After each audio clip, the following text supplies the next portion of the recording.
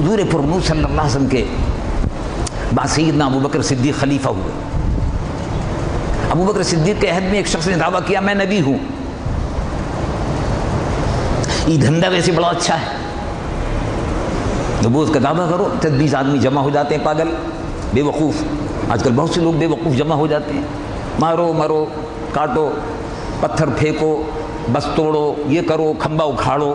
یہ غلط بات ہے، پاگل پن ہے. اپنی ہی بسوں کو توڑنا، اپنی ہی بسوں پہ پتھر مارنا، اپنی ہی کھمبوں کو توڑنا، اپنی ہی روشنیوں کو بند کرنا، پاگل پن ہے. یہ تو ہماری ہی سب. تو اسی طرح سے وہ آسان نسخہ ہے، نبوت کا دعویٰ کر بیٹھے 10-20 آدمی جمع ہو جاتے ہیں، ہوا چلو بھائی.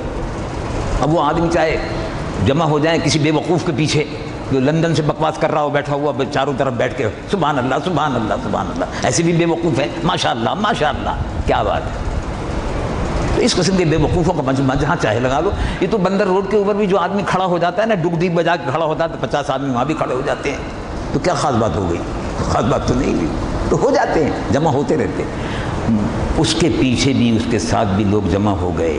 مسیلمہ، اس کو لوگوں نے کہا کذاب. جو بھی نبوت کا دعویٰ کرے لقب اس کا کذاب، جھوٹا. ابو بکر صدیق نے کہا کہ ہم اپنی خلافت میں رسول اللہ صلی اللہ علیہ وسلم کے مقابل کوئی نبی برداشت نہیں کر سکتے. نبوت ختم ہو گئی. اور جو نبوت کا دعویٰ کرتا ہے اس کے جسم سے اس زمین کو پاک کر دو، مارو، قتل کر دو، ملعون ہے، خبیث. تو وہ قادیانی جو تھا، میں قادیانی میں مثال کے طور پر سمجھا رہا ہوں، وہ تو مسلمت ہوا یمامہ عرب کا رہنے والا تھا، لیکن وہ اس وقت کا قادیانی. وہ اکرمہ کی قیادت میں فوج گئی اور وہ قلعے کے اندر تمام لوگ تھے اور تیروں کے اوپر سے بارش ہو رہی تھی. مسلمان فوج بڑا نقصان ہوا، پیچھے ہٹ گئی.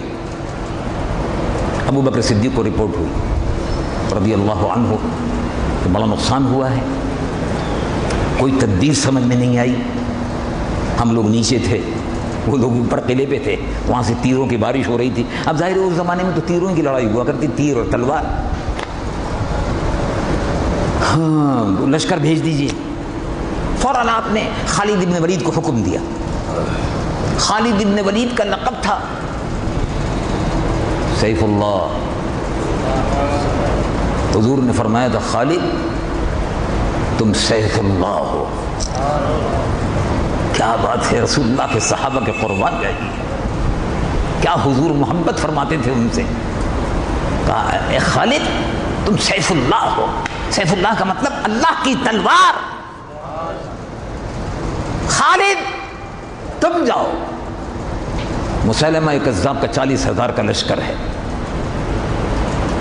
مسلمان فوج پیچھے ہٹ گئی تھی، اس لیے کہ قلعے کے اوپر سے بارش ہو رہی تھی تیروں کی.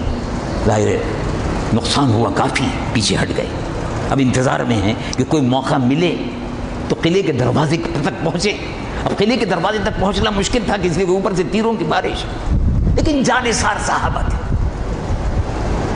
یہ نہیں تھا کہ فقط حلوہ کھا لیا اور اس کے بعد سنت رسول ادا ہو گئی. سنت رسول جہاد نہیں ہے. یہ جہاد سنت رسول، جہاد کی سنت میں جہاد شامل ہی نہیں ہے. حلوہ شامل ہے، جہاد شامل نہیں ہے، کلمہ حق شامل نہیں ہے. خالد بن ولید سیف اللہ، اللہ کی تلوار، پہنچ گئے.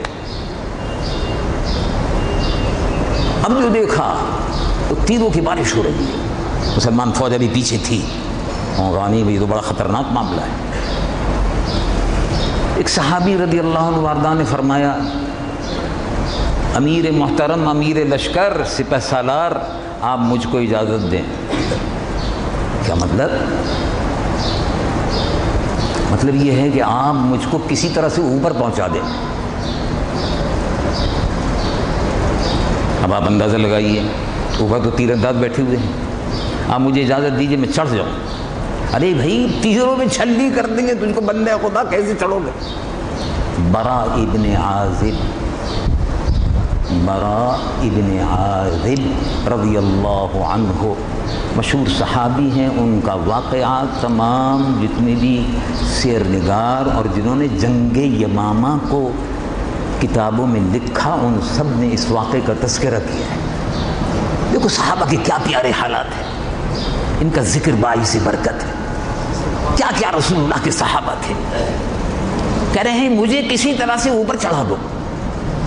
ارے بھائی تم اکیلے آدمی, اندر 40,000 فوج ہے, مسیلمہ کذاب کا قلعہ ہے, اس کے فدائی بیٹھے ہوئے ہیں, اس سے پہلے 1,000 کا 2,000 کا لشکر تھا, وہ پیچھے ہٹ گیا تیروں کی بارش کی وجہ سے, اب تم اکیلے آدمی کیا کرو گے. ان کا نہیں, وہ ٹھیک ہے آپ کسی طرح سے مجھ کو اوپر چڑھا دو,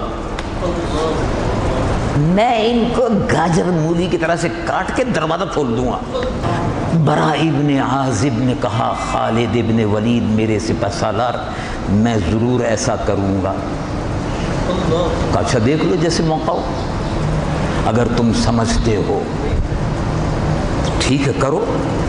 انہوں نے 10-20 صحابہ کو جمع کیا اور کہا کندھا دو میں چڑھتا ہوں, رسہ دو اوپر ڈالو. رات کا وقت تھا, رات کا وقت تھا. جس طرف انہوں نے تاک لگائی دروازے کے قریب جگہ تھی اور پہرے دار وہاں نظر نہیں آ رہے تھے. پہرے دار دوسری طرف تھے, پہرے دار تو چاروں طرف تھے. وہ اتفاق کی بات ہے, وہ جگہ ذرا خالی تھی, اب یہ تلاش کر رہے ہیں, گشت کر رہے ہیں, رات کو جاگ رہے ہیں. ان صحابہ کا رات کو جاگنا بھی عبادت تھا. تو حضور پر نور صلی اللہ علیہ وسلم کے صحابی تھے, انہوں نے 15-20 صحابے کو جمع کیا. وہ کہا تم کندھے پہ بٹھاؤ, تم بھی کندھے پہ بٹھاؤ, کندھے پہ کندھا, کندھے پہ کندھا, کندھے پہ کندھا. چڑھتے چڑھتے قریب جا کے رسی جو تھی وہ قلعے کی برجی جو تھی اس میں ڈالا, وہ پھندا رسی میں لگ گیا, رسی لگ گئی دیوار سے. اب مضبوطی سے انہوں نے کہا بس اب ہٹ جاؤ میں چڑھ گیا. یہ اکیلے چڑھ گئے اور چڑھتے کے ساتھ ہی بزدلی کے ساتھ نہیں,